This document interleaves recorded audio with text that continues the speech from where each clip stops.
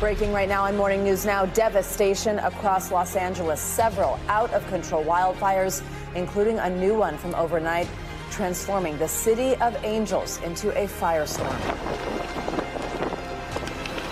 This morning, powerful winds still fanning the flames and making the firefight a losing battle. So far, at least 5 people are dead, thousands evacuated, and countless homes burned to the ground.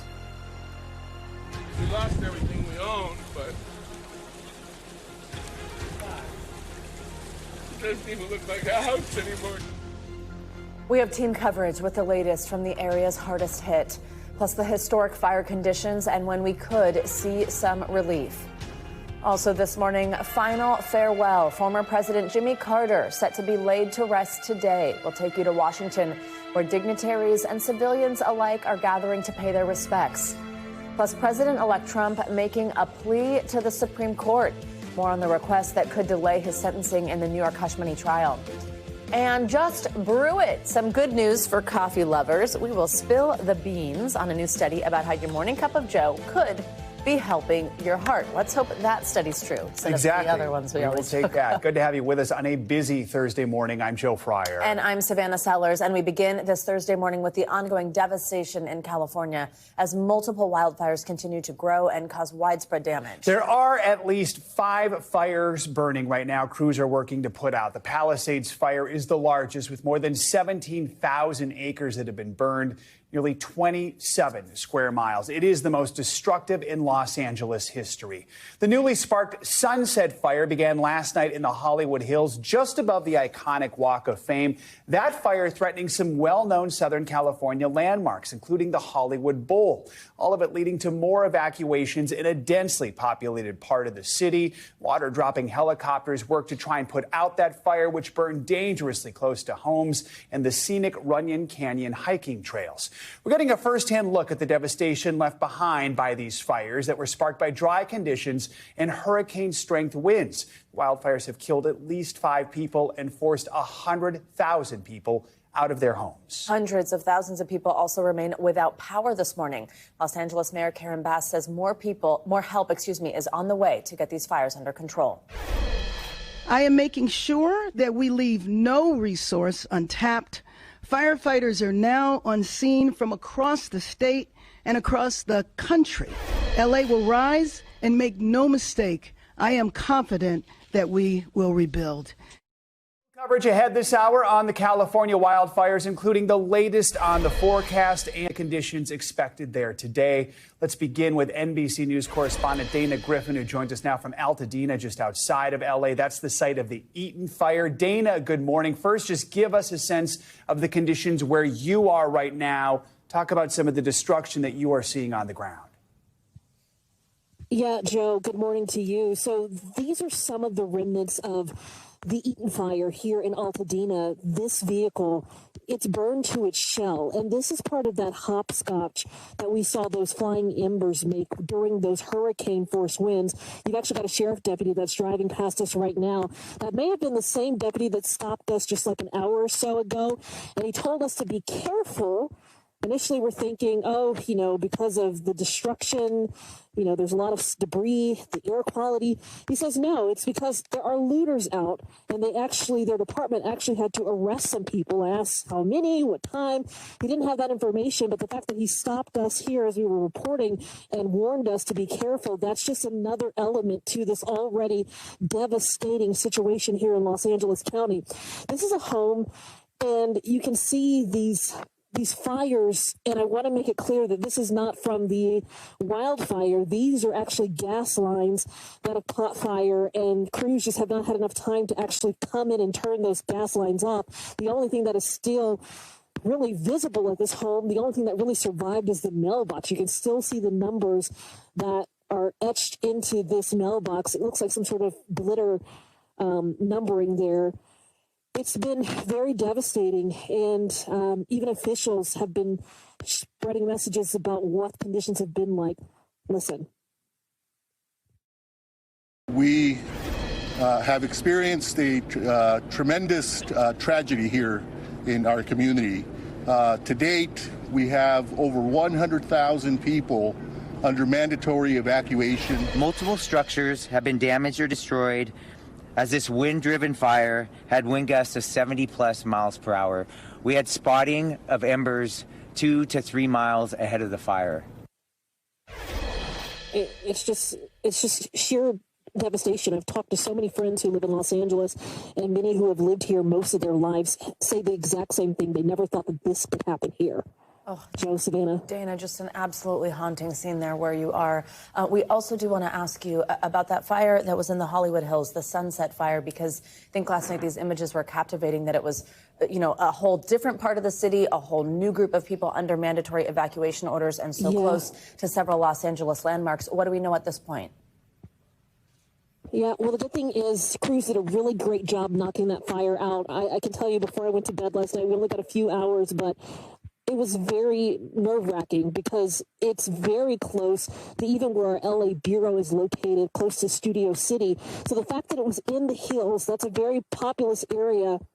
You've got the famed Mulholland Drive. You've got those tight, windy roads and neighborhoods up in that hill. So it was very precarious because several people were trying to leave, and that kind of created a little bit of a traffic jam. But the good news is they were able to mop up most of that fire. I was watching some aerials this morning, and while it is still burning, it looks like the major threat there is over, and evacuation orders have already been lifted. So that's a really great sign. It's a reminder just how important that aerial attack is, something that firefighters did not have in the early days of these fires. Dana, thank you so much. Yeah, absolutely. That's actually exactly what we want to talk about now and bring in retired fire chief of the Los Angeles County Fire Department, Daryl Osby. He's also vice president of emergency preparedness, safety, and security with the California Water Service. Daryl, thank you very much for joining us this morning. So as Joe just mentioned, those water drops, I mean, they did ultimately resume yesterday. They really helped with that Hollywood Hills fire, but winds are expected to pick back up again this evening into Friday, and then that makes it hard for those helicopters to get up in the air safely. Talk to us about the strategy firefighters are going to have to deploy today as they try to get these 5 fires under control and hopefully do so before those winds are back to being as bad as they were. Yeah, thank you and good morning for having me. So this morning, thank you for having me this morning. So typically, as it relates to the fire department, we try to work with the media to prevent more incidents from occurring because over 95% of fires are caused by humans. So as you indicated earlier, we have like 5 to 6 major fires in Los Angeles County. So we want to prevent more fires from occurring. But the winds have died down, the smoke has lifted, so that enables us to use helicopters and fixed wing aircraft to help the ground support crews. So that's really going to be advantageous to the firefighters to really knock these fires down and start to get some type of containment. We learned yesterday 5 people were killed in the Eaton fire near Altadena. That is where Dana was just reporting from. Governor Newsom says he does sadly expect that number to rise. We've heard some people say if they were told to evacuate, they would not know exactly where to go. And we sort of saw this last night in the Hollywood Hills. You might think you're safe, you might think things are okay, and all of a sudden there's a fire in your neighborhood and those evacuation orders come quickly. What's your best advice to people out there to make sure we don't lose any more lives, to make sure that people do get out safely if they do need to evacuate? Yeah, I said this years ago when I was the fire chief, when you have incidents in your community, to sleep with one eye open. And I meant that seriously in the sense that you have to keep your head on the swivel and take your own public and personal safety into your own consideration. So when you live in these remote areas or you live in a wildfire area, you have to stay ahead of the public safety. Do not wait for them to tell you to evacuate. You have to understand if you live in a remote area or windy roads and the complexity of getting out, to leave early. If you live in an area where there's condensed traffic, to leave early, don't wait. So my advice is to stay aware of your surroundings, stay aware of what's happening with fire incidents, and leave early. Don't wait for the fire service or law enforcement to tell you to leave. Right here, we're seeing firefighters battling businesses being burned in Pacific Palisades. We can obviously see these particular firefighters have water in their hoses. This has been a big point of conversation, though. All three of the Palisades water tanks and some of the fire hydrants went dry. Videos of firefighters trying to get water out of hydrants and then being dry. They are just like rampantly all over social media. Walk us through how something like that happens and how desperate the water situation is. Yeah, unfortunately, this is not new to the fire service. Typically, when we have wildfire in the past, they would be in more remote areas. So we would typically deal with water issues. So we would either have enough water in our tank, in the fire trucks, some carry anywhere from 100 to 500 gallons, and we would have water tenders to help fill those tanks when they got low. But in this particular situation and where we are today in today's environment, is that we're having these wildfire incidents occur along the urban areas. And when you look at this fire in Palisades as an example, it actually went from a wildfire incident to the edge of a wildfire in the community to actually urban firefighting. And when you think about water systems as it relates to structural firefighting in urban settings, for residential areas, they're designed to last anywhere up to 2 hours as an example. And then maybe for a commercial area, they're designed to last 5 hours as an example, to flow maybe 5,000 gallons of water, depending on your jurisdiction. So when you think about the Palisades incident and this particular situation, you think about how long the firefighters occurred, how many thousands of gallons were being used by the firefighters trying to fight this urban fire.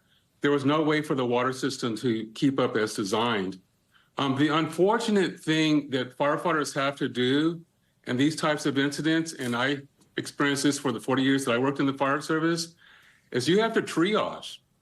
And typically, if you cannot put out a structure fire with a tank of water that you have, then unfortunately, you have to let that structure burn and go to other areas of the community and protect structures that haven't burned. And then in addition to the water system, there were situations where you probably couldn't see, but firefighters do have eductors on their fire apparatus to suck water or siphon water out of swimming pools or other water sources to help them get water if there's no water in the fire hydrants. And creates such tough situations for residents in those neighborhoods when they see scenes like that. Daryl Osby, we so appreciate you joining us. Your expertise is valuable this morning. Thank you for your time. All right, thank you. Let's take a closer look at the weather conditions expected today in Southern California, plus that big winter storm set to begin in the south. Angie Lastman's here in studio with your morning news on weather. Hey, Angie. Hi, guys. Good morning to you. We start with, of course, the fire conditions. We've still got these red flag warnings up. 17 million people included in those. Not much change with this. And this is likely going to extend here for the next at least day or so as we start to see conditions fluctuating. I say fluctuating because notice today we're still going to deal with those winds offshore. So we're still dealing with the dry conditions as far as the winds, but we're going to see them ranging 40 to 50 miles per hour. That's, of course, an improvement when you consider that at some points yesterday, especially in the early morning hours, we were dealing with 100 plus miles per hour, 80 to 100 range closer to the coast. Either way, we're going to see those down to about 40 to 50 miles per hour today, but they do ramp back up tomorrow to that 50 to 70 mile per hour range. So let's show you exactly what's happening right now. These are, of course, the 5 main fires that we're looking at right now. When it comes to your wind speeds, notice higher in the mountains and in the hills, 30, 40, 50 mile per hour winds right now. You get closer to the coast, those are a lot less, closer to Santa Monica, closer to Pacific Palisades. We're talking less than 10 miles per hour. Now, as the day goes on, we're going to, again, see kind of a swing of things where we see the gusty winds redevelop late into the day today. So we'll have a bit of a lull as we get to the later morning hours and early afternoon hours, and then those ramp back up, especially, again, with the elevated numbers that you can expect to see closer to the hills and in the mountainous regions. Now, as we get into next week, this is, again, another swing of things where we'll see another potential round of a couple of Santa Ana wind events where we get through the weekend and potentially into next week, again, with those elevated winds. Will it be quite as impressive as the 80 to 100 mile per hour winds that we saw yesterday? Probably not, but we're still going to see the potential for difficulty when it comes to maybe the air response because of those elevated winds and, of course, the significant fire growth, which, by the way, for any new fires that happen today, that's going to be something that we potentially have to deal with. notice where the critical risk is. It extends from Santa Clarita basically down to the border. Not a lot of change with that. We're going to still see the levels of our humidity kind of tick up a little bit as the week goes on, as we really get into Friday, maybe a couple of percentages. But guys, even still with the improvements on that, our air quality is going to be difficult as well. You can see unhealthy for a lot of folks. Los Angeles, Pasadena, Compton, all included in that. So not just the fire concern, also the air quality going to be an issue for folks in this region today. Yeah, and that affects just so many people throughout that area, even if the fires are not burning right in their neighborhood. Absolutely. Thanks, Angie. Of course. Well, President-elect Donald Trump is asking the Supreme Court to block any further proceedings in his New York hush money case. That request comes ahead of his sentencing, which is scheduled for tomorrow. Earlier this week, a New York appeals court judge declined to block the decision to move forward with that sentencing hearing. Mr. Trump was convicted last year on 34 counts of falsifying business records. Judge Juan Merchan initially postponed the sentencing, but last week ruled he would move forward, saying Mr. Trump won't be incarcerated. For more on this, we are joined by NBC News White House correspondent Aaron Gilchrist, as well as our legal analyst, Danny Savalos. Good morning to both of you. Aaron, I will start with you. Walk us through this latest filing by Mr. Trump's lawyers. What are they arguing right now?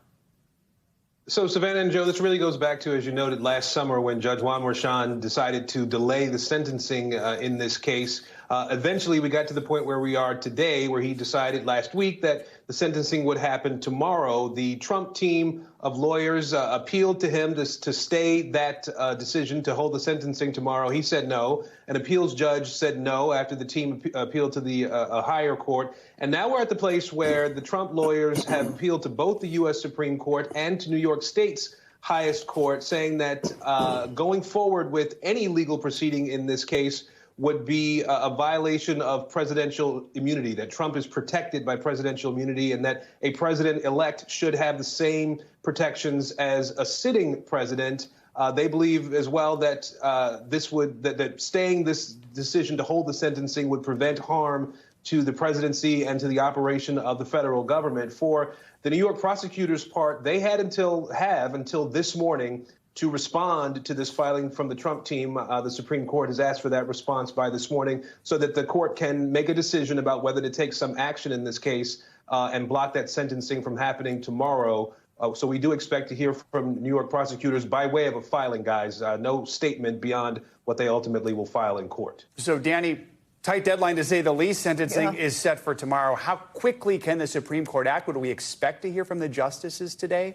When they want to, the Supreme Court justices can move very quickly. If you're just a regular schmo appealing your case, you're sitting in prison, you can expect to wait a year or so. But we've seen in the past on political issues, they can move remarkably quickly. It's totally possible that they can get this done all in 24 hours. And what I expect you might see, this is just a guess, you might see a short administrative stay. There are a couple different kinds of stays. Trump's asking for a stay of the proceedings, but there's also a kind of, hey, we're going to stay the lower proceedings while we just consider these filings that we got. I mean, there are 50 pages. We have to read them. The court can issue a short stay called an administrative stay. I think you might see that. And an administrative stay is as good as a long-term stay because we're talking about a matter of days. The victory line for Trump is that inauguration day. Things change a lot constitutionally after that date. Aaron, we also want to ask you about these new developments we're seeing in the fight over the release of special counsel Jack Smith's final report on election interference and the classified documents case, which has now been handed over to Attorney General Merrick Garland. Where do things stand on that release? Right. So like you said, the report is done. It's in 2 volumes, one volume dealing with the obstruction of the 2020 election, the other volume dealing with the classified documents that were found at Mar-a-Lago at Trump's Florida estate. The Attorney General has said that the Department of Justice, I should say, says that the Attorney General is not inhibited from releasing the first part of that report, Volume 1, about the 2020 election, that there's no need or legal basis for an injunction to block the release of that report. As we know, the district judge in Florida, Aileen Cannon, has said that she was putting in place an injunction to block the release of the report in its entirety. The Justice Department does want to hold off on releasing Volume 2, the classified documents part of the report, because there are still two defendants in that case. And so the DOJ has said it doesn't believe releasing that would be appropriate. At this point, The 11th Circuit, guys, has the decision to make about whether to reverse the lower court's decision, at which point the DOJ, Attorney General Merrick Garland, could release the report, Volume 1 of it, at any point in time. And we do expect that the appeals court will not block that from happening. Yeah, let's ask Danny about that. What are the legal issues here? What are the odds that at least some of this report is released publicly? Well, some of it probably will be, and that would be Volume 1 is likely to see the light of day, because the argument is, remember, these are the other co-defendants of Trump in the documents case in Florida. They don't really have a lot of argument to make as to the D.C. election interference case. But remember, there are a couple different things going on. The district court has also enjoined all of the DOJ from releasing this report. Their argument's really interesting, the DOJ's. It's that, hey, whatever you say about Jack Smith, maybe he was unconstitutionally appointed, whatever. We already have the report.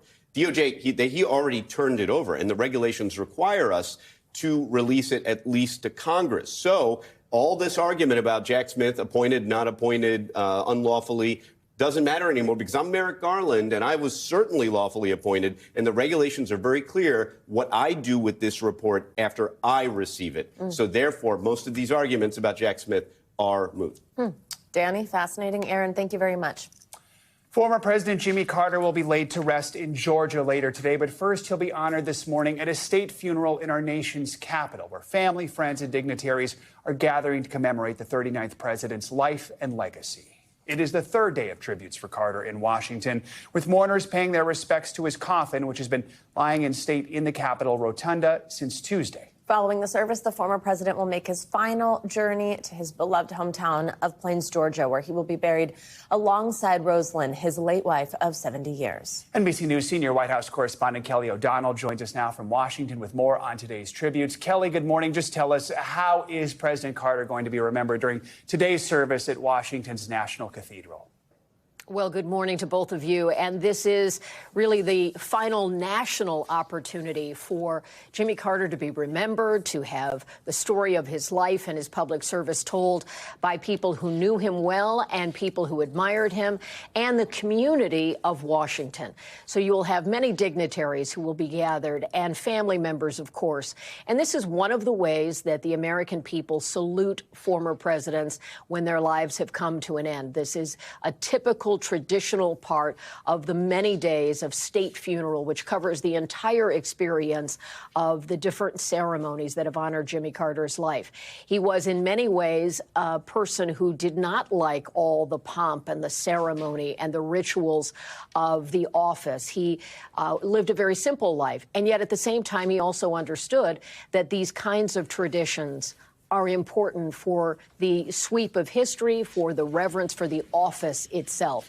So the story of Jimmy Carter as a young man who was born in a time that seems so far ago, 100 years ago, in rural Georgia, in a largely African-American community, working on a farm where there was no running water at the home where he grew up, to attaining the highest office in the land and being a global figure. It is an epic American life in those respects, and that is part of why the national community comes together today to bid him farewell. And then, as you pointed out, he will later be returned with his family to Plains, Georgia, where they will have a private service at the church where he attended and where he led Bible classes on a regular basis well into his 90s. And then that private internment on the grounds of the home that he shared with Rosalind, married 77 years, a real life in Plains, part of the community, and that will become a public place now as he deeded the property to the National Park Service. So in time, the public will be able to visit the gravesite there. Kelly, moments like this often bring people together, even from across the aisle, something we don't often see right now. Who are those leaders and dignitaries that you mentioned that will be in attendance? Well, there is a tradition of bringing American presidential families together, and that will certainly be the case today. So you'll have the Clintons, the Bushes, President Obama will be present. Of course, President Biden will be delivering a eulogy, but it goes much deeper than that. You'll have representatives from presidential families going back to Roosevelt. You'll have the daughters of President Nixon, President Johnson, the grandson of President Kennedy.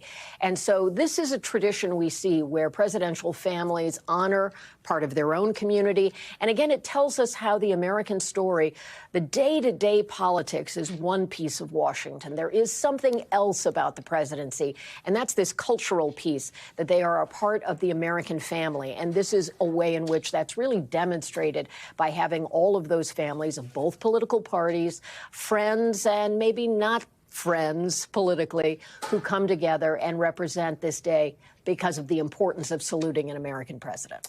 Kelly O'Donnell setting the stage beautifully. Kelly, thank you so much. For more on President Carter's legacy, let's bring in NBC News contributor, author of the book, His Very Best, Jimmy Carter, A Life. He's also a presidential historian. That's Jonathan Alter. Jonathan, good morning. Thanks for being here. So as we sit here today on the morning of his funeral, as someone who studied his presidency, wrote about his presidency, what is coming to mind when you think about his life and legacy? Well, you know, yesterday I was at the Capitol where he was lying in state, and I was astonished by how many young people lined up for as long as 5 hours to file past President Carter's casket.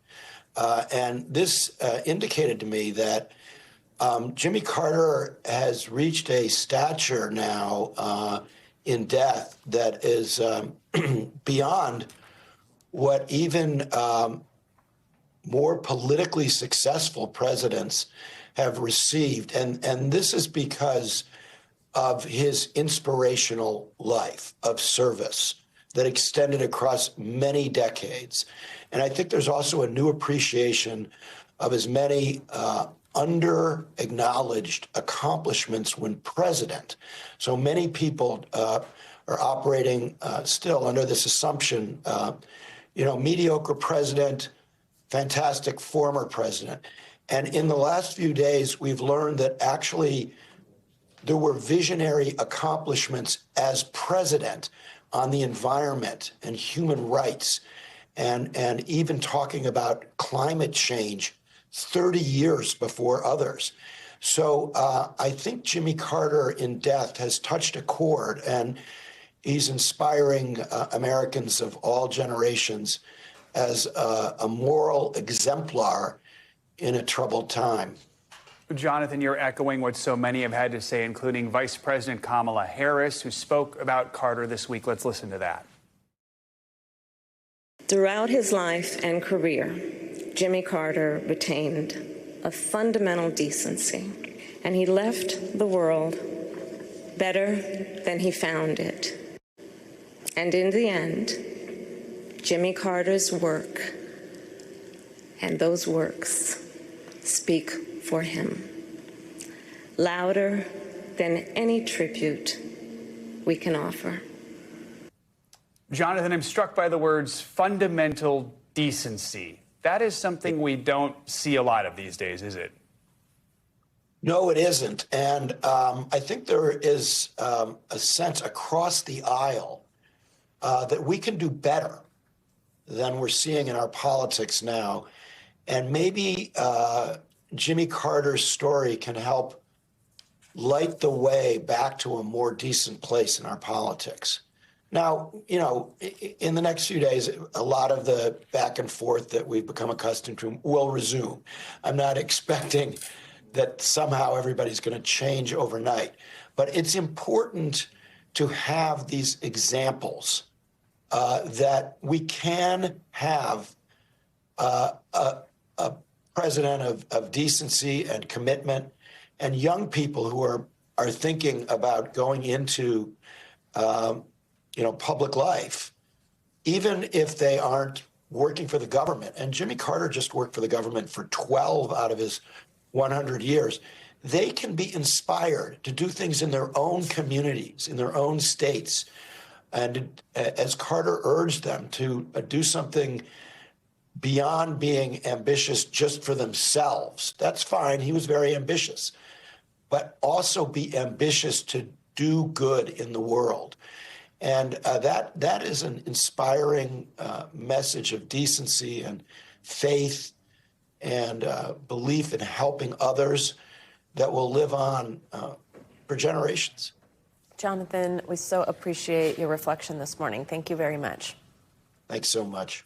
Much more to come here on Morning News Now. Later this hour, we will have continuing coverage of the fires out west. We're going to take you back to Los Angeles for the latest, plus the impact of the fire on pets and wildlife. Up first, though, after the break, developing news out of the Middle East. Dozens killed in an Israeli airstrike in Gaza, complicating the new push for a ceasefire. We'll be right back. Welcome back. Israel is stepping up its attacks on Gaza. That's despite a renewed push for a ceasefire by the U.S. in the final days of the Biden administration with the assistance of Egypt and Qatar. Gaza's director of field hospitals told NBC News that at least 53 Palestinians were killed in Israeli strikes on Wednesday.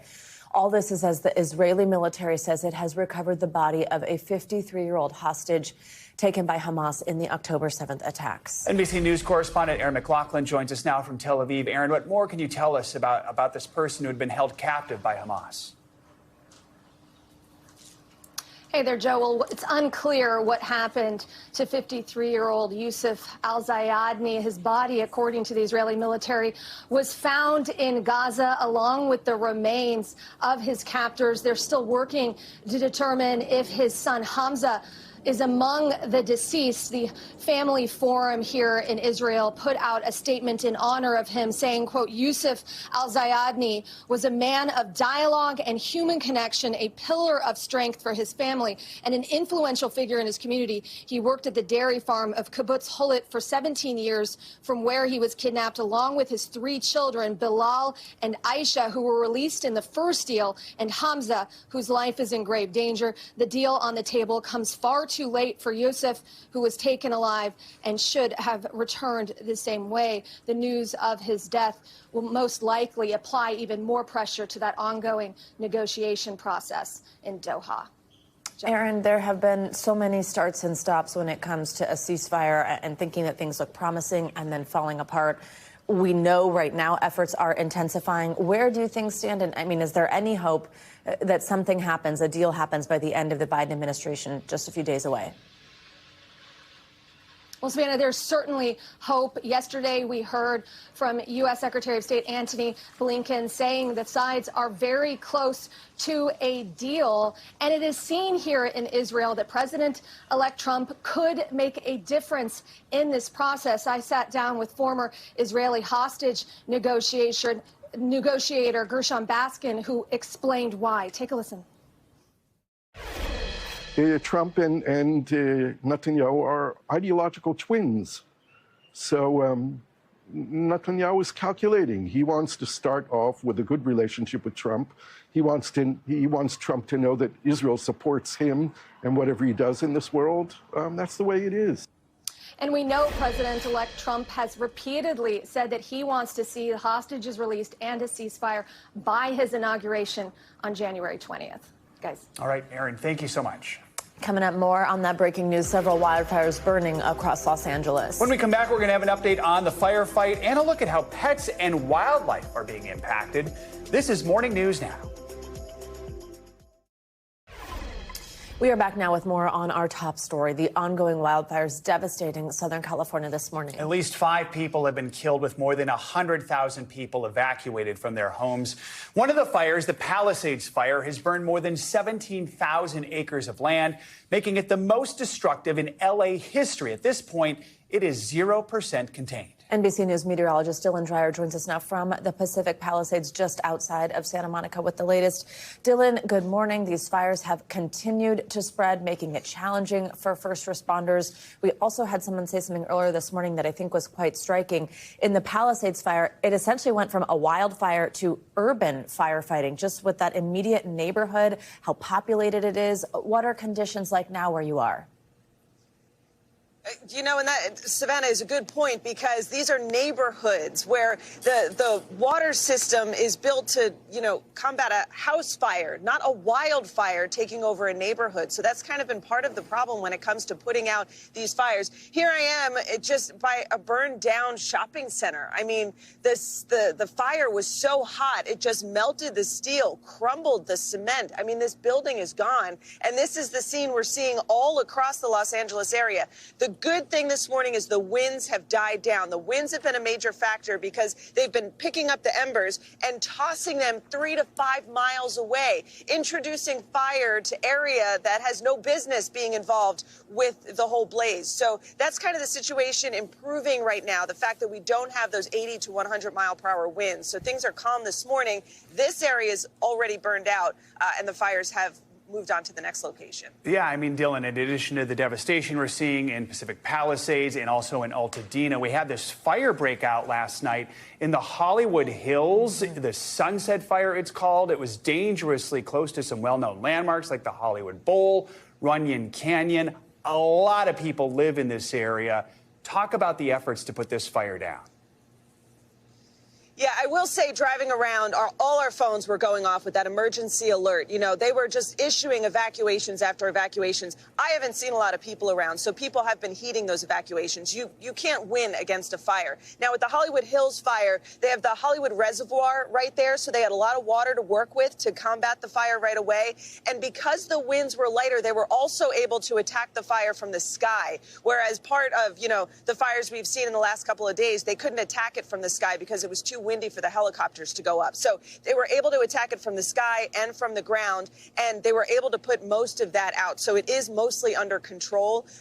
But once the winds pick back up, you know, later on this evening, those Santa Ana winds are going to kick in. Not as strong as the last couple of days, but still 60 mile per hour winds will again create that situation where those embers start flying and the fire is introduced to areas, making it almost impossible to predict who's going to get hit next. I mean, how do you prepare when you don't know where that next fire is going to start? Dylan, on the ground, what are you hearing from firefighters? What are you hearing about the response? When they didn't have the planes and now they are able to use that a little bit, that might go away again, but they just must be exhausted. Quickly, tell us what you know about the response.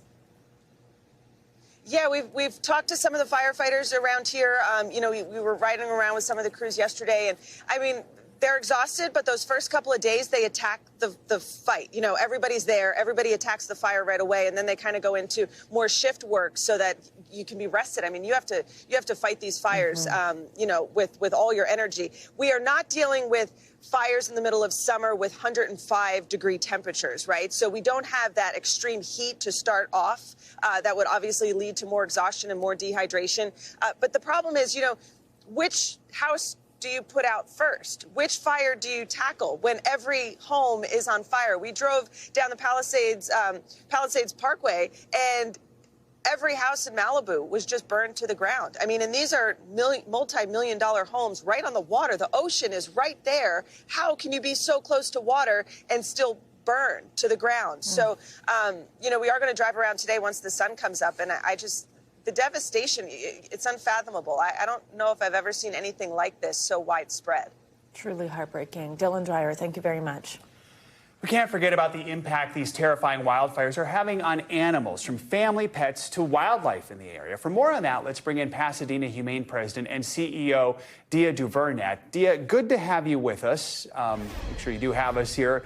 Thank you for your time this morning. It struck me last night, I was watching our affiliate's coverage of the Sunset Fire, and the folks who were covering it were noticing how people seem to be driving back to their homes rather than evacuating. And the theory was perhaps they're going to not just get their belongings, but to try and get their pets. Yeah. Talk to us about what your shelter is doing to try and help people who've been told they need to leave their homes, they need to leave quickly, and they don't necessarily know what to do with their pets. Thank you for having me and for bringing attention to the need to think about the effect of this horrible tragedy on pets and other animals in our community. Pasadena Humane serves Pasadena and 10 surrounding communities, including Altadena, that's just been completely devastated by the fires.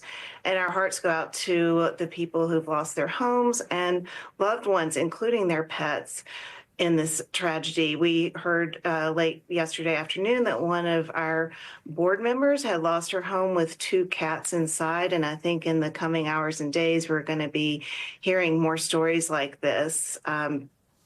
So we have been working to provide services to people evacuating who have safely been able to evacuate with their pets.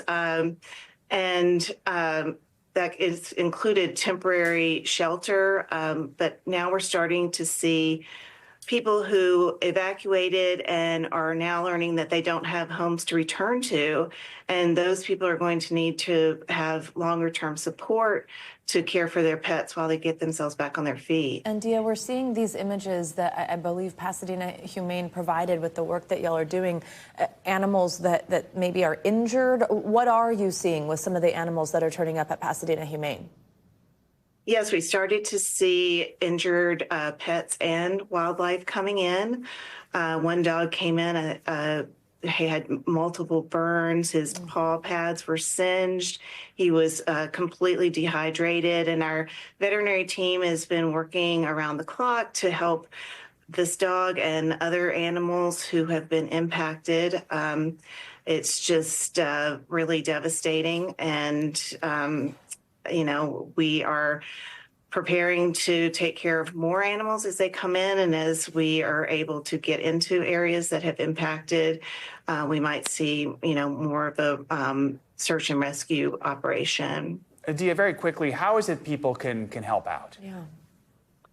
Well, we are providing supplies also to people who were able to evacuate and keep their pets, and that's really our main wish, is that that pets can stay with the families that love them, to provide mutual support in these difficult times. So not only are we providing shelter for pets who have nowhere else to go, but we can provide pet food, litter boxes, other pet supplies for people who are able to keep their pets with them. And when people are evacuating, we request that you please try to find a friend or family member who you can stay with so that we can keep our shelter resources available for animals that really have nowhere else to go or that are sick or injured. But we're going to be there to meet the needs of all the animals in our community who are suffering at this time. That's amazing. Yeah, thank you for everything you're doing, and thank you for your time this morning. Appreciate it. Thank you. Well, we are now getting an up-close look at the widespread devastation left by the wildfire in Pacific Palisades, where we just saw Dylan Dreyer, both physically and emotionally. Take a look as our own NBC News correspondent Jacob Soboroff visits the charred debris of the house he was born and raised in. I grew up in Pacific Palisades, born and raised here, and I've never seen anything like this. We've had a lot of fires and even evacuated sometimes, but nothing like this. The whole town is gone as we knew it. This is the Palisades Public Library. It's still on fire. I brought my kids here. This was like the pride of the community when this thing was built. The weight of it all, I think, is very, very intense to think about.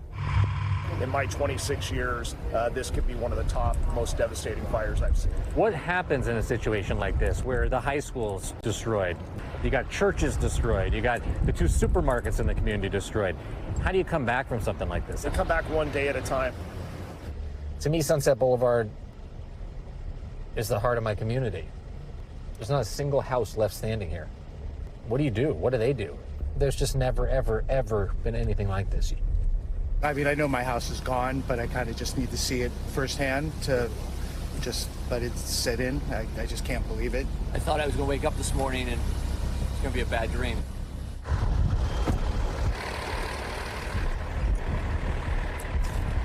This is the first time that I've seen the house that I grew up in, and I don't really know what to say.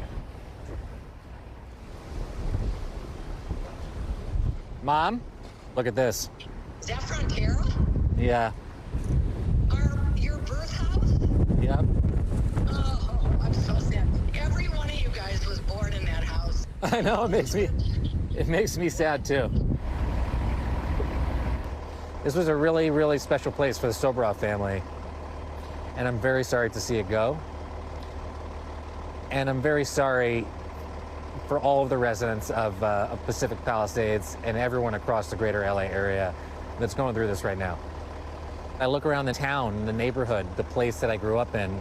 I talk to my friends who I spend so much time with on these streets, and it's hard to imagine what comes next and what happens next.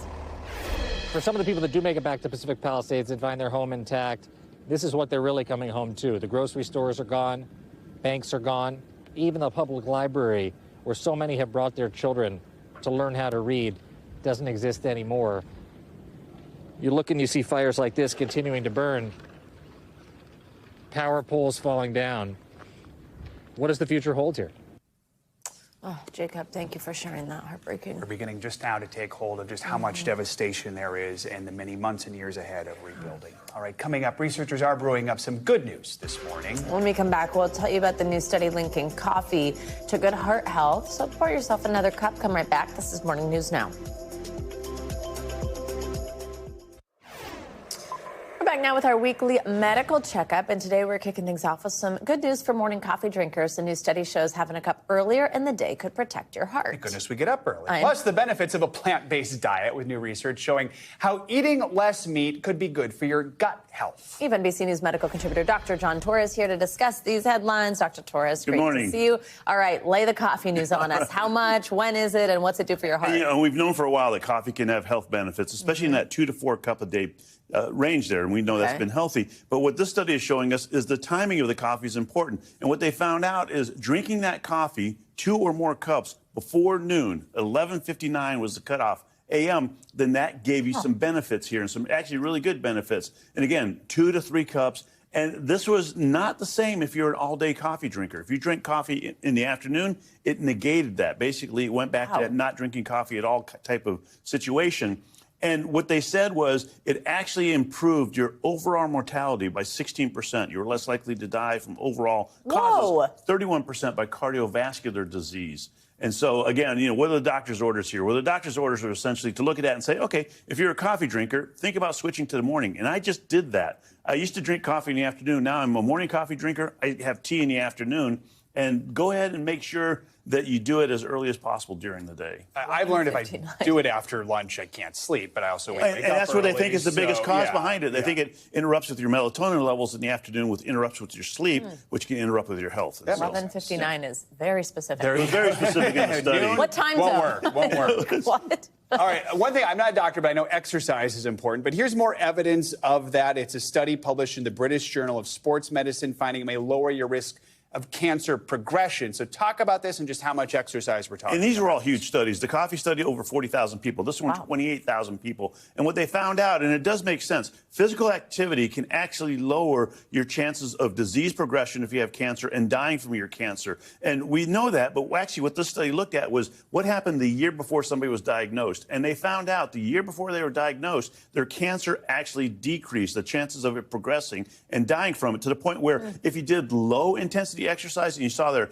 that was not low intensity, moderate intensity, but for less than 60 minutes a week, that's less than 8.5 minutes a day, then it dropped your chances of disease progression by 16%. Wow. If it was more than 60 minutes, 27%. And the same thing with death. It really significantly dropped that. Again, 60 minutes a week was what they were talking about. So what are doctor's orders here? Well, it's obvious. Get out and do something. Do what works for you. Make sure you're doing it at that moderate level, which means that you can still talk, but you can't really have long conversations. And consistency is the key. Get out there. We're talking less than 10 minutes a day of doing something. More the better. Al Roker always says he's good with being mediocre when it comes to this, which I think is so funny, but it's the truth. You know, just like do what you can. It doesn't have to be running a marathon or anything like that. Okay, this last one. I'm interested in this because there's so much information about different diets out there, but apparently there is a benefit we're seeing in your gut with more plant-based diets. Right, and they looked at vegans, vegetarians, and omnivores, and this is a huge study too, 21,000 people. And what they found out is that the microbiome in our gut was different based on whether you were vegan, vegetarian, or omnivore. The important part of this whole thing was having that plant-based food, regardless of what kind of diet you had. What they found out is vegans have more bacteria that can reduce inflammation, but they have less diversity, whereas omnivores, that means eating everything, including meat, you had more diversity in your microbiome, which on one hand can be good, but on the other hand, the problem was some of those were inflammatory causing bacteria, and others were cancer type of bacteria that led to more cancers. And so what are doctor's orders here? Well, doctor's orders are basically make sure, regardless of what kind of diet you have, that it's an overall diet, and you include a lot of plant-based foods, and just mix it up. Yeah. Do what you enjoy. That makes it fun, right? Getting my grades in. Dr. Torres, great to see you. Thanks very much. bet. Coming up, a bird battle ruffling feathers in Florida. Up next, why some state lawmakers are pushing to make the flamingo the official state bird. Do you know it wasn't already? All right, this is Morning News Now. Finally this hour, lawmakers in Florida are once again looking to replace their current state bird, the mockingbird, with a much more colorful resident, the American flamingo. It will be the 8th attempt at making this change, and many are hoping this time the bill's wings won't get clipped. For 98 years, the northern mockingbird has been the Sunshine State's big bird, if you will. But now there's a movement that has legislators all aflutter. You think Florida, you think flamingos and palm trees. It's just sort of ingrained in us. Representative Jim Mooney is seeking to make Phoenicopterus ruber, better known as the American flamingo, the official state bird, and the Florida scrub jay, the official state songbird. The push to change these feathered friends is no fly-by-night operation. The 2025 measure is actually the 8th attempt over several decades to remove the mockingbird as a state symbol. But for some, this bill is about more than just symbolism. We're doing everything we can to acquire land to save the scrub jay's territory. And the flip side of that is we're trying to do everything we can to restore what used to be historically flamingos' living areas. Once native to Florida, flamingos all but disappeared from the state around the turn of the 20th century. But with efforts to restore the Everglades, the leggy 5-foot-tall pink birds have been making a comeback in the state.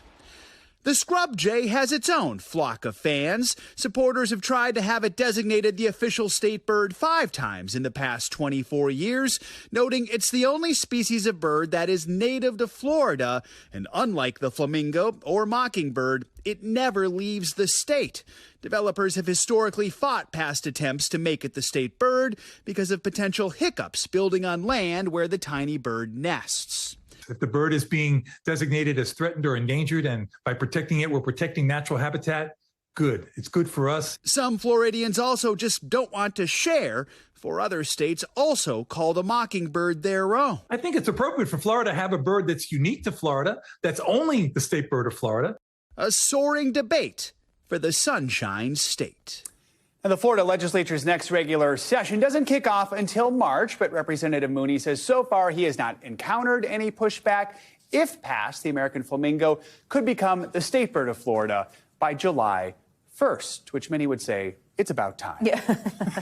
So that is going to do it for this hour of Morning News Now. But stick with us. The news continues right now. Good morning. Thanks for joining us on a busy news day. I'm Savannah Sellers. I'm Joe Fryer. Right now on Morning News Now, deadly wildfires, the fast-moving flames engulfing parts of Los Angeles, forcing more than 100,000 people from their homes. Apocalyptic images show the before and after as building after building is destroyed. Our worst fear happened, so that's all right. We're survivors. We'll get through it. But we lost a lot of things. Partners, smaller photographs, and we are on the ground with the latest as firefighters work to control the carnage. Meanwhile, the rest of the country is dealing with a polar plunge. Tens of millions of Americans preparing for their second winter storm in less than a week. We're tracking the new round of ice and snow, setting its sights on the south. Also this morning, Donald Trump back in Washington ahead of a legal showdown. President-elect asking the Supreme Court to block sentencing set for tomorrow in his New York hush money case, the fight taking place less than 2 weeks before his inauguration. And this morning, family and friends gathering in the nation's capital to honor the life of President Jimmy Carter. We have a look ahead at the tribute to the man who went from peanut farmer to president as America prepares to say goodbye. To begin this hour in Southern California, where multiple major wildfires are leaving a trail of destruction in the Los Angeles area. There are at least 5 fires burning right now, sparked by dry conditions and strong winds.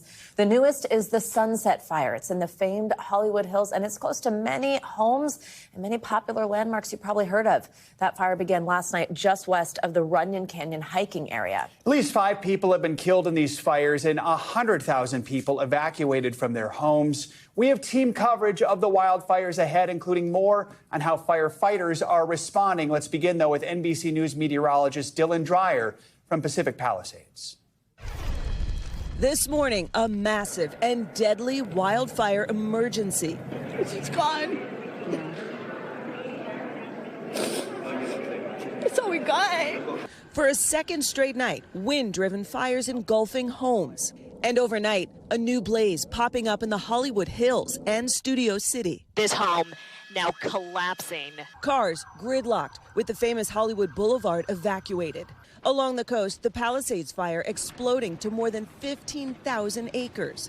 California's iconic Pacific Coast Highway, now a trail of burnt wreckage. It's devastating. It is apocalyptic. You feel like you're on a movie set. This does not feel real.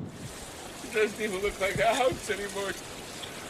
At the Eaton fire burning in Altadena, at least 5 people have died. As the fires began, smoke transforming a sunny day into eerie darkness. Last night, the destruction was plain everywhere. Days after this fire began, the flames continued to spread. This is all that's left of this school. The community mourning what's been lost, including famous residents like Billy Crystal, who wrote of his lost home, "Every inch of our house was filled with love." Paris Hilton watching hers burn on TV. And Mandy Moore writing, "I'm in shock." I have never flown in conditions quite like this. A time lapse showing the Palisades fire's rapid and terrifying growth. Overwhelmed fire crews working around the clock. Here we go. NBC Los Angeles learning that the LA fire chief warned in a memo last month that budget cuts would affect its response to emergencies. Mayor Karen Bass pressed after arriving back in the city from a trip to Ghana. Do you regret cutting the fire department budget by millions of dollars, Madam Mayor? Have you nothing to say today? Bass later saying budget cuts didn't affect the response. During the peak of the firestorm, city officials say hydrants unable to keep up with the extreme demand. What is going on with the water situation? We have had some issues with water. If you stick enough straws into a glass of water, it's going to empty faster. NBC's Morgan Chesky witnessing it firsthand on the Eaton fire. Out of every fire hydrant you've seen, what have you found? Right now, we're finding most of them are down or low pressure. Dramatic before and after satellite images show the scope of the destruction, while a firestorm of unprecedented ferocity continues to rage.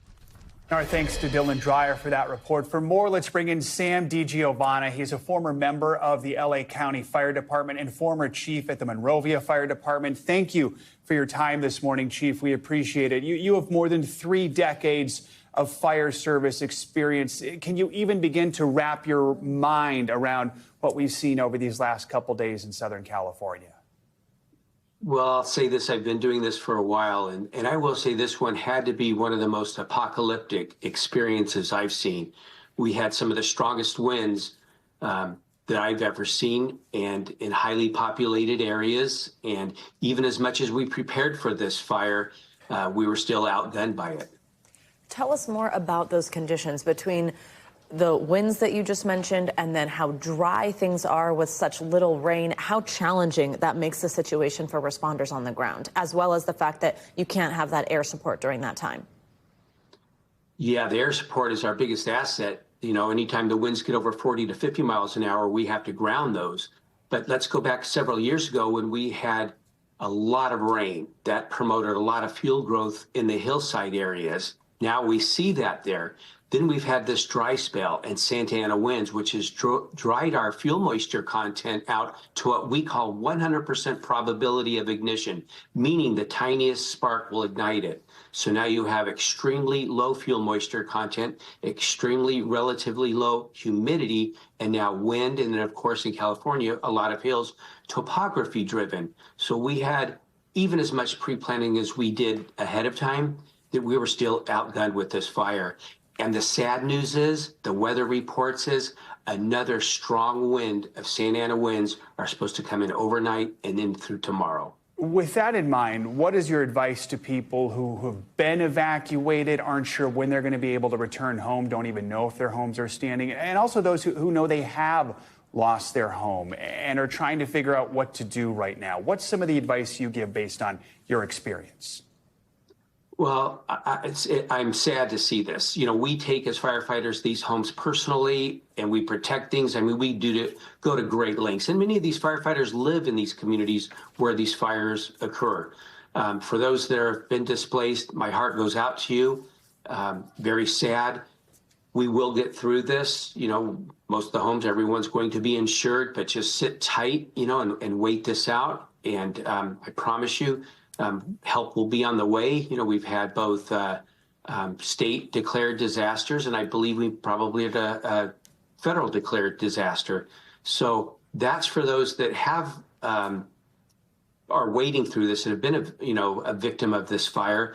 I'm going to say this to those throughout Southern California today that have not been impacted. This can happen in your neighborhood today. Get prepared. Have emergency kit with a laptop, important documents, medication, eyeglasses, ready to go if you're asked to evacuate. And if you are, follow orders and do so.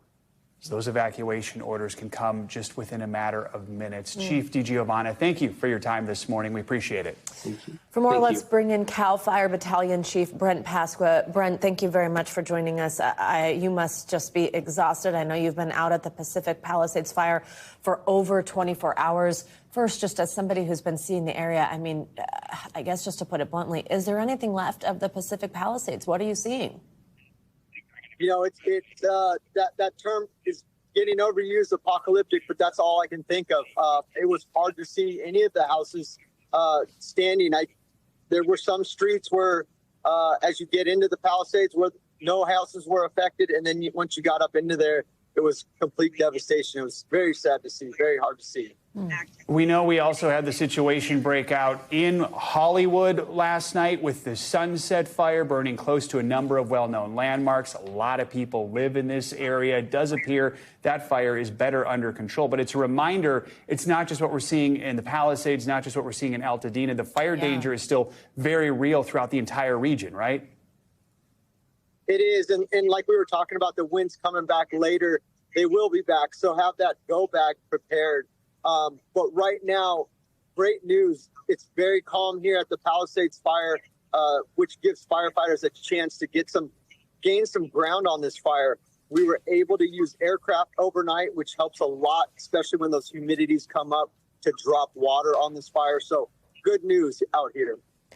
We know people, they've got a lot of questions when they see how y'all do what you do. And I mean, you are, like we said, out there for 24 hours, just heroic efforts to save people's homes. Walk us through when you're in a situation like this, especially when it really went from a wildfire to urban firefighting so quickly. Your priorities in a scenario like that, and also tell us what you've been up against with the water issues there. Our priorities when we got to those neighborhoods was to make sure everyone was out. It was like trying to fight a fire in a hurricane with no rain. We had fire all around us. We wanted to make sure that people's lives weren't in danger and that they were out of that area. Once that taken place, then it was trying to protect the structures, trying to do what we could, save what we could. With those 80-mile-an-hour winds, it was complete. It was super hard to do during that time. We did have some water pressure issues, but I think that's just because every hydrant was opened up at the height of the firefight. We didn't have any hydrants go dry, but we did notice a little bit of drop in the pressure at the height of the firefight. Speaking of water, a lot of people in the area have do not drink water orders right now. Explain why that is and what that means for people in those areas. Yeah, and you know, it's just out of with all the ash coming down out of the sky, and I've been on a lot of these fires where it is smart to boil your drinking water or drink bottled water at this time. You just don't know what may be running into our drinking water. And a similar question, Chief, when it comes to the air, that can be hazardous to breathe. What should people keep in mind, even if they're not in one of these immediate areas of a fire? Right. If you're not in the immediate area and you still smell smoke, it's a good idea to wear a mask. Get an N95 mask. Wear a mask if you feel like you're having breathing issues. And I guess, again, try to avoid the areas with the smoke. Looking ahead, we realize that there's many days left to battle these fires right now. Plus, there's still dry conditions right now. Santa Ana winds could come in the coming weeks. Talk about just the staffing, the fire resources you have right now. How much these firefighters are going to have to work to try and keep up with all of these fires right now. Yeah, well, what's great news is we do have resources coming from out of state. We still have resources coming in from the state of California as well. all throughout the state, which is a welcome relief. But I tell you, the firefighters that have been here, they're not going anywhere. They may catch a nap here and there, but when the fire's burning like this, they don't want to leave either. They're doing everything they can to protect these homes and businesses out here. Chief Pasqua, I know it means so much for people that live in this area to hear something like that, and we really appreciate your time. We're thinking about you. Thank you. Thank you. Now, as California battles the deadly wildfires, states in the South are bracing for severe winter weather. Yeah, this morning, millions of Americans in the region are preparing for the next winter storm set to bring snow and ice to already hard-hit areas. This latest cold front comes as residents in the eastern part of the country grapple with the lowest temperatures of the season. NBC News correspondent Priscilla Thompson is in Dallas with more on this. Priscilla, good morning. I mean, this latest round of bitter cold, it follows that first significant winter storm of the year. It blasted parts of the country with ice, with snow, with wind. What can people expect today?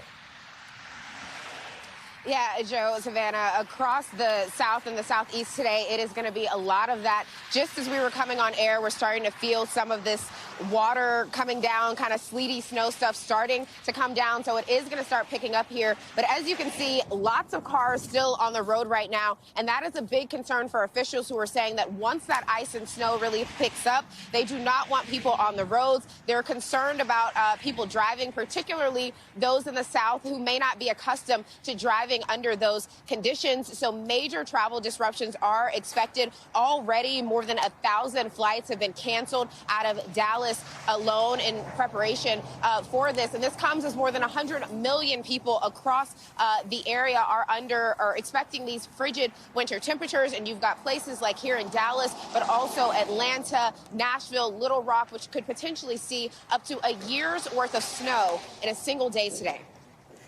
Priscilla, let's underscore the fact that you are in Dallas. We're talking to you from Texas, which is having to prep for weather like this. What have residents there been doing to try to get ready? Yeah, up to 3 inches of snow, which might not sound like much to folks like you all on the East Coast, but it is certainly a lot for people here in the South. So we were out yesterday as residents were preparing their homes, covering their plants, wrapping their pipes with towels to try to keep them warm, prevent them from bursting. We also caught up with a person who delivers groceries and said that he had been getting tons of orders for things like water and eggs as people are preparing to hunker down. And I'm not sure if you all can see it, but just in the couple minutes that we've been talking, this slushy rain is starting to come down harder. And so it does look like it's starting to pick up here. But people have been preparing. Schools are closed. So again, really trying to keep people off of these roads and avoid accidents and any potential deadly situations once this weather really starts coming in. Priscilla, you're just seeing the beginning of this right now. One of the biggest concerns is power outages. We know this was a huge issue a few years ago in Texas after a big winter storm. What are officials saying about the power grid? Do they feel it's going to hold up?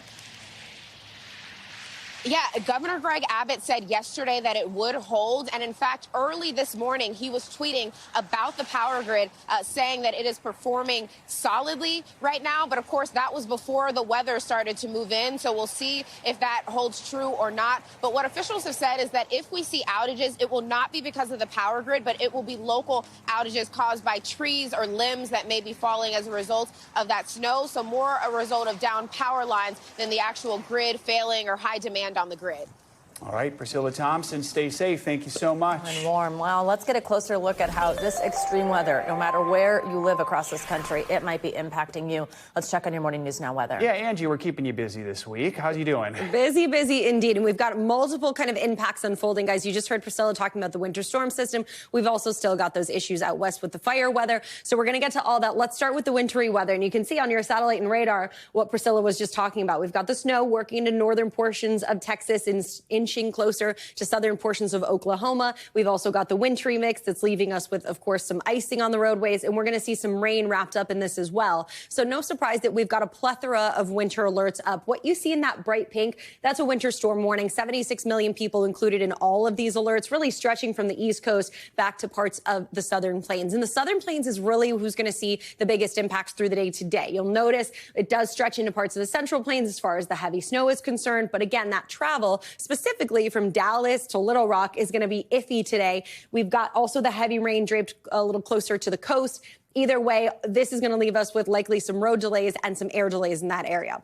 Tomorrow, the system, of course, continues chugging to the east, and that means that the air travel and the road travel could be difficult from Atlanta to Cleveland. Notice the snow that we're looking at across much of the Tennessee Valley. This is going to be heavy snow and the potential for ice for the southern portion of that region. We'll see that stretch across parts of the southeast from the Carolinas back to Atlanta. But notice also we've got the heavy rain. So really multi-impact kind of situation that we're going to see unfold. When it comes to Saturday, specifically across the Northeast and the Mid-Atlantic, light snow, won't be a whole lot. We'll still be dealing with, of course, that cleanup from the ice across North and South Carolina for Saturday, so a heads up there. Let's get you some of those totals. Highest totals, Texas to Tennessee, but specifically across Arkansas and portions of Oklahoma, maybe a couple of spots in Texas. You can see 6 to 8 inches is what we'll look for. These are going to be, areas that usually don't even receive this much snow in a whole year. So a couple of inches, as Priscilla said, in Dallas will be impactful to travel, to say the least. Now, when it comes to icing, notice that freezing rain, up to 1/4 of an inch of icing in some of these spots. So again, roads are going to be difficult. Power outages are likely something we've seen a lot of over the past week or so. Now, moving out west, red flag warning still in effect for 17 million people. That's going to last through the day today and into tomorrow. We've still, of course, have all those fires burning, and winds, while they've weakened compared to what we had for the past 2 days, they're not gone completely. We're still going to see 40, 50 mile per hour winds through the day today, especially as you get into the hills and into the mountains. Closer to the coast, a little less, but those ramp up once again as we get into tonight. So later into the day today, you'll see those increase. We'll be dealing with the gusty winds. Again, not 80 to 100 miles per hour, but still, when you're battling these fires, when you still have really dry vegetation, when you still are dealing with, a need for rain, rather, guys, this is going to be something that we will have to watch not just through the day today, but into potentially the next couple of days and into next week with multiple Santa Ana wind events happening. All right, so much going on. Andrew Lassman, thank you very much. Family, friends, and dignitaries are gathering in Washington this morning to remember the life of America's 39th president, Jimmy Carter. A state funeral is set to begin later this morning in Washington. The former president will then be laid to rest later today in his hometown of Plains, Georgia. Today's show anchor Craig Melvin is in D.C. with more on today's service. In Washington and across the country, a day of mourning as the nation remembers and pays tribute to former President Jimmy Carter. A steady stream of mourners filing through the Capitol Rotunda to say goodbye to Carter, whose remains are lying in state. Among those paying their respects last night, President-elect Donald Trump, joined by his wife, Melania. Vice President Kamala Harris and congressional leaders praising Carter's dedication to public service. Jimmy Carter established a new model for what it means to be a former president. He served the people, and he left the world better than he found it. President Carter's life, his selfless service, his fight against cancer, and his lasting contributions to his fellow man are all truly remarkable. On Tuesday, the 39th president's flag-draped coffin escorted to the Capitol by a horse-drawn carriage procession down Pennsylvania Avenue. A moment mirroring his inaugural parade nearly half a century ago, when Carter started the modern tradition of presidents opting to walk the stretch between the Capitol and the White House. This morning, the funeral services moved to the National Cathedral, the iconic Washington landmark that for decades has been a place for people of all faiths to gather in times of joy and sorrow, including 4 presidential state funerals from Dwight Eisenhower to George H.W. Bush.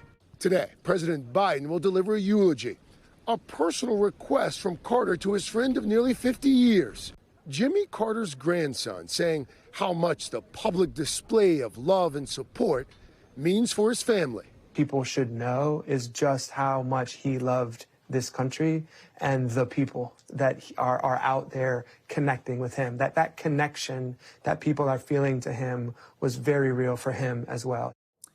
Our thanks to Craig for that report. Once the coffin has made its way to Plains, Georgia, the former president will be laid to rest alongside Rosalind, his wife of 70 years.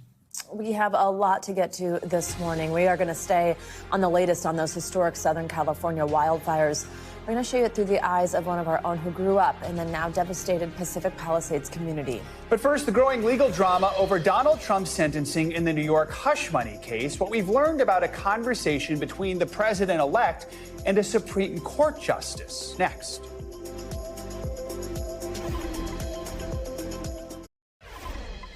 Welcome back. President-elect Trump is in Washington, D.C. this morning, where he'll attend the state funeral of former President Jimmy Carter. And with just 11 days to go until his inauguration, Mr. Trump met with Republican senators on Wednesday to discuss his agenda. NBC News correspondent Garrett Haake joins us now with the latest on this. Hey, Garrett, good morning. Hey, Savannah, good morning to you. This was actually Donald Trump's first visit to the Capitol since late in his first presidency, and he got a hero's welcome from his fellow Republicans. But this morning, there are still thorny questions to be answered about how to pass his agenda and about the legal issues still hanging over him. We're going to get something done. With less than 2 weeks to go until his inauguration, President-elect Donald Trump returning to Washington last night to huddle with GOP lawmakers, working to turn his ambitious campaign promises into legislative reality. Mr. Trump's closed-door meeting with Senate Republicans covering a wide variety of topics, senators say, but failing to settle a key debate dividing the party.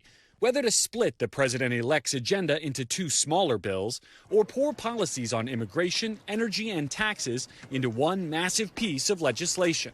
It was a really good meeting, very strong, and we'll get something done. One bill, two bills, doesn't matter to me. The president-elect also repeatedly attacking California's Governor Gavin Newsom on social media for his response to the out-of-control fires in L.A. The governor has not done a good job. With that being said, I got along well with him. When he was governor, we worked together very well, and I guess it looks like we're going to be the one having to rebuild it. This as the president-elect is asking the Supreme Court to block a sentencing hearing in his New York hush money case that's set for tomorrow. Mr. Trump's lawyers argue he is protected by presidential immunity, recognized by the High Court last year. Conservative Justice Samuel Alito confirming he spoke by phone with the president-elect on Tuesday, a day before that filing. Alito says he took Mr. Trump's call at the request of a former law clerk to recommend him for a job in the administration. Writing in a statement, he did not discuss the president-elect's emergency filing or any other court matters. Adding, I was not even aware at the time of our conversation that such an application would be filed. Meanwhile, in a letter to Congress released overnight, Attorney General Merrick Garland revealing he intends to release the special counsel's final report on Mr. Trump's efforts to overturn the 2020 election. Writing, the report should be released, quote, in the public interest. Now, as for the special counsel's completed report on the classified documents case, the attorney general says that won't be made public as long as the criminal proceedings against the other two defendants remain pending. Once those cases are resolved, the AG says that report's release would also be in the public interest. Savannah? All right, Garrett, thank you so much. Staying with President-elect Trump's agenda and one of his key campaign promises, his plans for the border. According to an exclusive NBC News report, the Trump transition team is considering whether to conduct a raid targeting undocumented immigrants at an undisclosed workplace in the Washington, D.C. area in the first few days of his new administration. NBC News Homeland Security correspondent Julia Ainsley has more on that. Well, good morning, Joe and Savannah. We have some new reporting that shows that the incoming Trump administration is considering doing workplace raids in the D.C. area as soon as Inauguration Day to target immigrants living and working here illegally for deportation as part of Trump's promise for a mass deportation effort that he made so many times on the campaign trail. What makes a workplace raid so visibly shocking and really could increase numbers of deportations is that this means ICE agents come in by surprise to a workplace. Oftentimes we've seen it in poultry plants in the past. That happened in the previous Trump administration. Doing it here in the D.C. area is really would be made to have a shock and awe effect as soon as the president takes office. These plans are not concrete yet. Carol Lee, my colleague, and I have heard they're still in development. They're looking in Northern Virginia, the D.C. proper, and in Maryland. But the idea would be to arrest people who are simply living and working here illegally, not necessarily those hardened criminals that we've heard the incoming Trump officials talk about so often. Tom Homan, the incoming border czar, has said that he wants to target hardened criminals. In a workplace raid, of course, you pick up people who have committed no other crime other than living and working in this country illegally.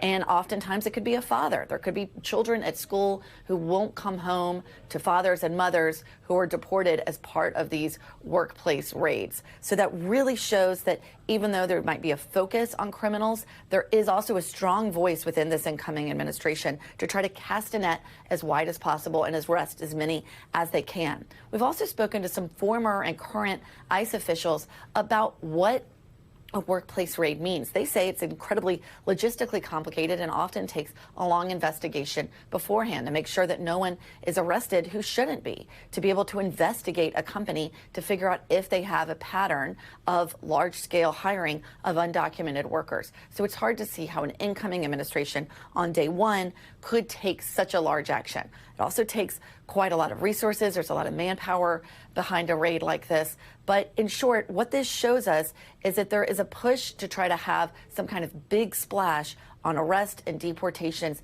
very early on in the Trump administration, and they want to do it as close to the action as possible in the D.C. area. So more details as we learn about them. Joe, Savannah? All right, Julia Ainsley, thank you. Coming up, thousands of people have been impacted by those devastating wildfires in Southern California. That includes some of our own colleagues. After the break, we're getting an up-close look at how those fires have forever changed the Pacific Palisades community as neighbors begin the painful process of starting over.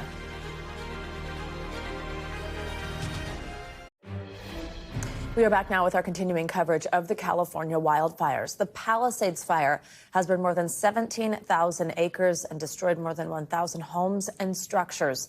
It is the most destructive fire in Los Angeles history. NBC's Jacob Soboroff joins us now. He grew up in the Pacific Palisades. Jacob, your reporting has been so moving. I'm so sorry for what you're seeing right before your eyes. Good morning. Hey, Savannah. Good morning to you. It's hard to describe. You know, what do you say about an entire community that's wiped off the map of the largest county in the United States by population? 12 million people live in Los Angeles County. Los Angeles City, in which Pacific Palisades is a part, is the second biggest city in the country. And this community of 23,000 people that I grew up in is gone. And so the question so many people are asking right now is, what's next? Where do we go from here? What was once an idyllic town nestled between the Santa Monica Mountains and the Pacific Ocean, Pacific Palisades, now decimated by an unrelenting inferno. It's absolutely devastating. I thought I was going to wake up this morning and it's going to be a bad dream. Businesses, schools, a church where so many worshipped. The heart and soul of this community now charred, unrecognizable. There's smoldering debris as far as the eye can see. Entire neighborhoods still burning. There's not a single house left standing here. 37,000 residents forced to flee. Many still not able to return to where their homes once stood. So many lives completely upended by the relentless flames. They say, Mommy, where are we going to live? Where are we going to go to school? What are we going to do? And I don't have answers to those questions right now. More than 1,000 homes and structures destroyed by the fire, fueled by powerful hurricane-force winds over 90 miles an hour. In just days, it's become the most destructive fire in Los Angeles' history. Homes that were the backdrops to so many memories, now reduced to piles of ash and soot, including one I used to call my own. Oh, my. This is my childhood home. It's gone. I look around the town, the neighborhood, the place that I grew up in, and it's hard to imagine what comes next and what happens next. The Palisades has long been an escape from the hustle and bustle of Hollywood. This is the biggest fire that Palisades has ever seen. Actor Steve Guttenberg is among those who found solace here. He stayed behind to help others in need. When things like this occur, you really realize how vulnerable you are and how important community is, how important all your neighbors are. A community desperate for flames to die down so they can pick up the pieces and start the long process of rebuilding. Savannah, this is a beautiful place. All I can say is it's a beautiful place. Doesn't look like that right now, but virtually nothing is here. Like you heard from the resident in the spot about what her children are asking. Where are they going to go to school? Where are they going to live? Everybody's asking that right now. Where are they going to go shopping? This was a supermarket, 2 supermarkets in this town. This was a Ralph's. Now it looks like this. There was another supermarket in town. It's called Gelson's. Gone also. Local public library, gone. Elementary schools, gone. Middle schools, gone. Churches, gone. hundreds and hundreds and hundreds of homes, all gone. And, you know, I was thinking a lot about, we do this for a living, and we travel the world, and we certainly travel the country looking at disasters all the time. And one thing I've taken away from it is how resilient people are. It's hard to think about it in this moment, especially when it's your own hometown. But I know that Pacific Palisades will come back, Los Angeles will come back, and I want to say thank you to the extraordinary first responders who have been out here fighting virtually without stopping in order to protect this community and so many others here in Southern California, going through a really historic event right now. We just heard that very thing from a fire chief saying we are barely taking a break, maybe a quick nap, but we want to be out here. Jacob, hard to comprehend. Thank you very much for showing us that. Thinking of you. Thank you. Let's bring in NBC News medical fellow Dr. Akshay Sayal. He lives in Santa Monica and had to evacuate his home. Dr. Sayal, good morning. Good to see that you are safe. Just tell us, how are you doing? You only just moved to the LA area a few months ago. What's going through your head right now? Joe, it's you know, certainly hard to sort of process everything that's going on, and I don't want to, you know, equate what I'm going through to those that Jacob just pointed out, where they've spent decades and decades there and just lost their homes and their livelihoods. And you know, I've been in Santa Monica for a few months. You can see there's a photo of my roof there. It's sort of on Wednesday when things were kind of taking hold. And you know, we were sort of on the cusp here on the evacuation orders. We're about a few blocks away from where Santa Monica had extended their evacuation orders, and my neighbors and I kind of gathered on the roof saying, do we want to sleep all night in this building, kind of worrying, is that evacuation order going to extend just a few feet to our building, or do we want to get out now? And most of us decided to just go ahead and leave. And so I actually drove down to Orange County, which, for those who aren't familiar with LA, is just a little bit south of Los Angeles. And you know, as I was checking into the hotel, I got the last room in a hotel I was staying at, just lines and lines of people with their families, with their kids, just kind of wondering those questions that Jacob just pointed out. You know, where do we go from here? So really just sort of processing everything still right now. And do you have an idea of at what point you can even go back, when it would be safe to do that?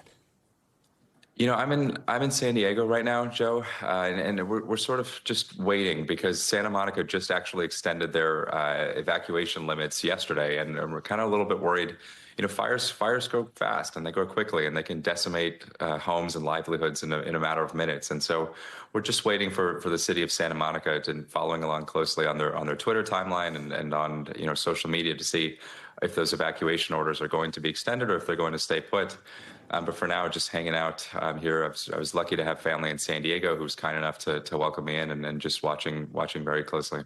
Because you're a doctor, if you don't mind, we wouldn't mind tapping into some of your expertise, especially when we talk about the air quality in the area for those who live in evacuation zones and even those who are outside of those evacuation zones. What should people know about protecting themselves when it comes to this poor air quality? Yeah, it's a great question. You know, the best tip I can give you, especially to those who are living in Los Angeles, who are maybe not in that immediate vicinity of the fire, there's a website that the government has called airnow.gov. It's something that's monitored by the EPA, and you can see real-time air quality limits. And not only that, do they give you a number, they give you advice based on the number. So some of these numbers kind of fall into different categories, and based on how high the number is, they tell you, you know, who wants to be a little bit more careful and who's okay to maybe go outside a little bit more than others. But Joe, the one tip I will just say is I have patients already messaging me, patients with asthma and lung disease, asking for refills of their medications sort of ahead of time and knowing that the coming days and weeks might still have poor air quality. So I would advise all of those people out there with disease like that to message your doctors. They'll be more than happy to send some medications to the pharmacy. A reminder to plan ahead in every way possible during a situation like this. Dr. Sayal, thank you for your time this morning. We are so glad that you are safe. Anytime. Thank you. For more on where evacuees can find shelter in LA, we are joined now by American Red Cross National spokesperson Nicole Mull. Nicole, thank you for your time. I know you have been probably going around the clock over these past 2 days. Just tell us a little more about what you and your colleagues are seeing on the ground there, and just what is the biggest need right now? Well, as you know, here in Los Angeles, I'm based in one of our shelters just right outside. It is still fairly early here. So right now, there are hundreds of evacuees who've sought safe shelters overnight. and they're just waiting for the sun to rise. But behind the scenes, there are also dozens of Red Cross workers who are making sure breakfast is going to be prepared to make sure that they can get questions answered for those folks in our care. And so as we think of what we're seeing and what we need to happen, as this continues to evolve, it's really just to make sure folks feel safe and feel comforted, right? And that's the most important thing. And it takes the form in shelters, right? I can imagine with the sheer number of folks who've been evacuated, most folks probably never would have guessed they would need Red Cross assistance. And it's really good when you don't need us. However, we are here in those events that you do need us. And I can't stress enough, if you need a safe place to check in, if you're looking for community, please visit one of our shelters. We understand Airbnb is one of the companies offering temporary housing for people impacted by the fires. I mean, can you give us an update on the shelters available and how people can get more information on the resources available to them? Well, when we think about shelters, the easiest and fastest way is to give us a call, 1-800-RED-CROSS, or you can download the Red Cross Emergency app. One of the things we know to be true is the accommodations you may have had yesterday may not be the same accommodations you are going to be able to have tomorrow or the following day. And especially as the situation evolves, as we hear more from the firefighters and what containment looks like on this, your needs might change, and that's okay. You may have been staying with family, but you may realize you need to come to a shelter. We've got shelters across the county. There's folks standing by waiting to welcome you and give you a little bit of sense of comfort in a time that is very unsteady, I would imagine. Yeah, I mean, these shelter issues, they're not going away in the months or maybe even years ahead. Talk about how long you're going to be sticking around and what some of the biggest challenges are going to be weeks from now, months from now.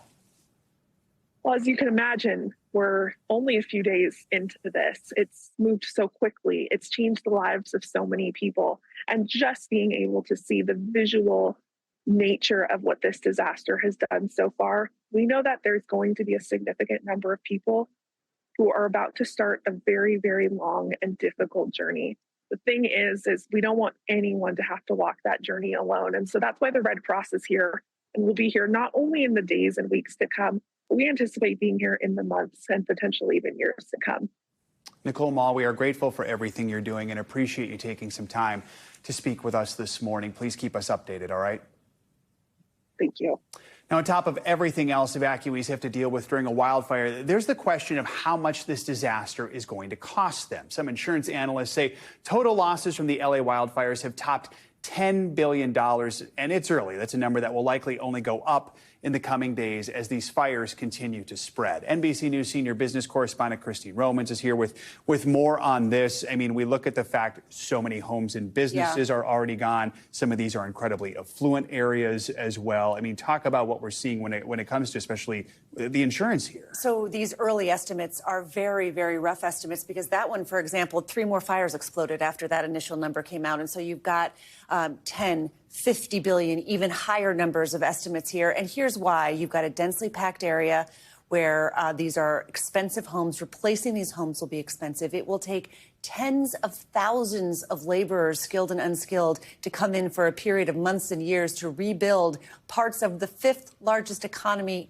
on the globe. So this is a big, big undertaking that we're about to see. We've seen in recent years how much insurance has gone up because we've seen so many or more of these wildfires. Some people are seeing double-digit, maybe even triple-digit increases in their insurance. Yes. I have to imagine that's only going to get worse, and we might even see some places where you just can't get insurance. So already you've been seeing what are called non-renewals in the Pacific Palisades and other parts of California where big established insurance companies are saying, look, we cannot pay we can't pay to rebuild in some of these fire-prone areas. And so they're dropping customers. And a lot of the big companies, several of the big companies, I should say, not a lot, are not even offering new policies in California or in Florida and in other parts of the country. We're not just talking about wildfires. We're talking about natural disasters like a longer and more intense hurricane season, fire seasons that are not even a season anymore. Sometimes it's the whole year there's a fire risk in California. Tornadoes and natural disasters in the Midwest and Tornado Alley. So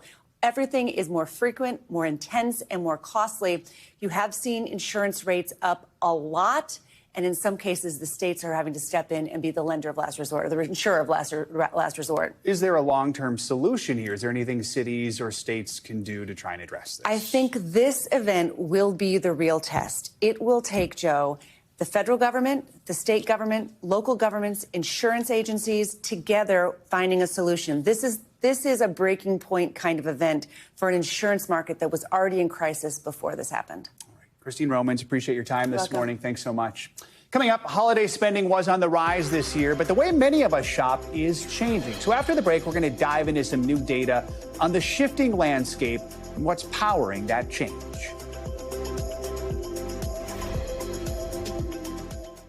We're back with a closer look at 2024's record holiday shopping season. New consumer numbers from Adobe show online spending went up nearly 9% from the same time period in 2023. Total sales from retail websites and apps topped more than $240 billion from November 1st to December 31st. Lead analyst for Adobe Digital Insights, Vivek Pandya, joins me now with more on this. Vivek, good to have you with us. So, walk us through what drove some of these higher online consumer spending numbers last year, especially during the holiday shopping season. 9%, that's a big number. Yes, so we had a convergence of factors really drive up that growth over 8.7%. So we saw consumers spending a lot of time on their mobile devices. Over 55% of that spend figure you cited drove essentially that velocity in terms of spending and impulse buying on the part of the consumer.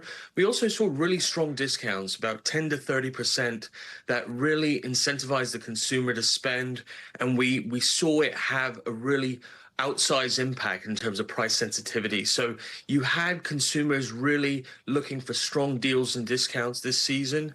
And given that they saw that through these major shopping days, that helped us get over $240 billion. So pretty significant levels of spending. I know one big driver behind website traffic for online holiday shopping was artificial intelligence. Adobe's data shows AI-generated visits to retail sites shot up 1,300% compared to the same period in 2023. Now, we'd expect a big increase. AI is a new thing. People are using it more and more every day. But talk more about how people used AI to shop. Well, this was an exciting emerging trend where we saw consumers leveraging it for ideation, creating Christmas lists.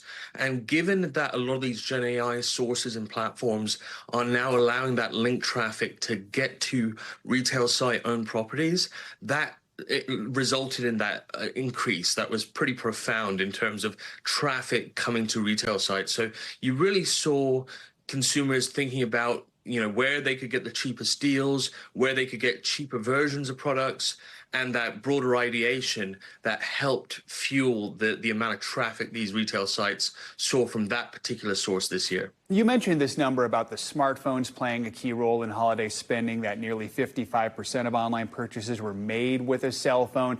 Talk a little bit about how you track these shopper habits, and how do you think this is going to impact or inform next year's holiday shopping season? So it's a great question, because we look across the Adobe Analytics platform and we're looking at the aggregated volume of retail sales coming from many of the major retailers across the globe.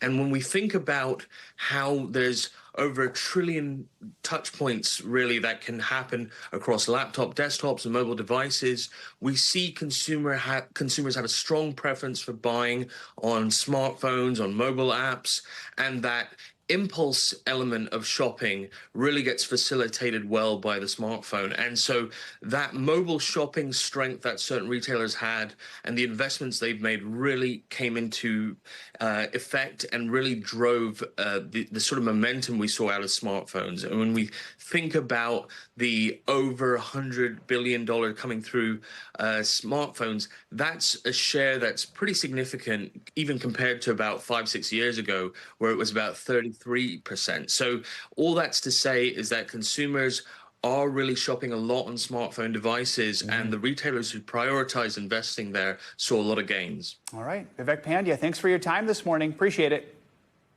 Coming up, Kate Middleton celebrating her birthday following a very difficult year. How she's making the most of this special time with her family. That's next.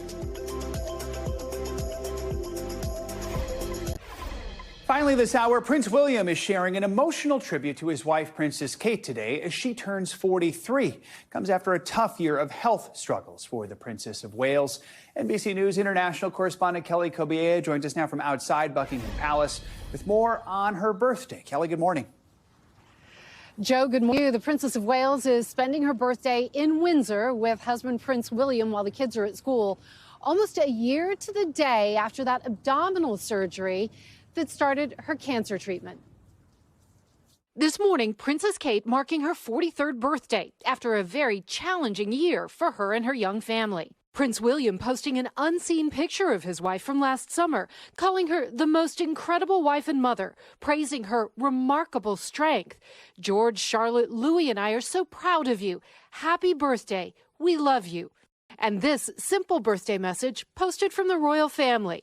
The Princess of Wales is not one for big celebrations, and the children will be at school. I think there'll be a special dinner tonight. Kate looking forward to a fresh start in 2025 following her difficult health journey. The princess had abdominal surgery almost a year ago, just a few days after her birthday last year. And last March, sharing news with the world of her chemotherapy treatment. And cancer had been present. And the impact all of it has had on her family. William and I have been doing everything we can to process and manage this privately for the sake of our young family. Last September, announcing she had completed chemotherapy. Prince William opening up about the family struggle, saying in a rare interview last November, "It's probably been the hardest year in my life." Kate now back in the spotlight, seeing out and about during the holidays. On Christmas Day, greeting and hugging well-wishers with husband William and their 3 children, and hosting her now traditional Together at Christmas concert at Westminster Abbey last month. Her focus this year, love and empathy. It is love, which is the greatest gift we can receive.